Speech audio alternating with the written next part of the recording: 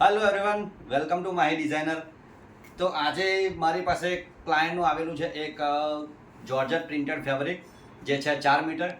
તો આજે અમે ક્રિએટ કરીશું આ જોર્જટ પ્રિન્ટેડ ફેબ્રિકમાંથી એક ઘેરેબલ ફ્રોક. તો આ ફેબ્રિકમાંથી આપણે ફ્રોક ક્રિએટ કરવાના છે. વિડીયોમાં તમે એન્ડ સુધી બને રહેજો.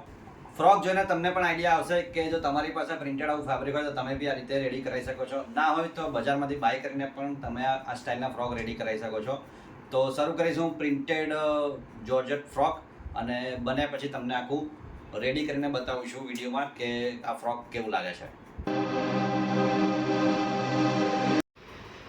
તો 4 મીટર ફેબ્રિકમાંથી આપણે ક્રિએટ કરી લીધું છે એક ફ્રોક જે પ્લીટેડ બનાવ્યું છે.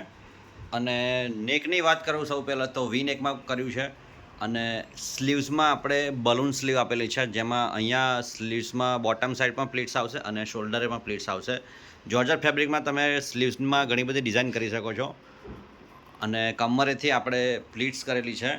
અને નીચે ઘેર માટે એક એક્સ્ટ્રા 6 ઇંચનો પટ્ટો જે નીચે છે એ પ્લીટ્સ કરીને એને ઘેર વધારવા માટે અહીંયા એડ કરેલો છે, એટલે લેન્થ પણ એડજસ્ટ થઈ જાય અને એનો ઘેર પણ વધારે દેખાય. કારણ કે આપણી પાસે ઓનલી 4 મીટર ફેબ્રિક હતું, એટલે ઘેર કરવા માટે આપણે આ પટ્ટાનો યુઝ કરેલો છે નીચે. તો હું તમને આ ટાઈપના જો ફ્રોક તમારે કરવા હોય તો હું તમને સજેસ્ટ કરીશ, એક જોર્જટ ફેબ્રિક છે, એક શિફોન ફેબ્રિક છે. આવા પતલા ફેબ્રિકમાં આ સ્ટાઇલના ફ્રોકની ડિઝાઇન બહુ જ લુક સારો આપે છે. બંને ફેબ્રિક એવા છે જેની અંદર ફ્રોકની ડિઝાઇન બહુ જ યુનિક લાગશે અને પ્રોપર ફ્રોક એનું બનશે. આ આપણી પાસે ઓનલી 4 મીટર ફેબ્રિક હતું. જો તમારે વધારે ઘેર કરવો હોય તો વધારે ફેબ્રિક જોશે. 6 ઓર 7 મીટર્સમાંથી બહુ જ ઘેરેબલ ફ્રોક બનશે. તો આજના વિડીયોમાં હતું આ એક ફ્રોક ક્રિએશન. નેક્સ્ટ વિડીયો લઈને આવું છું એક નવા ક્રિએશન સાથે. ત્યાં સુધી થેન્ક યુ.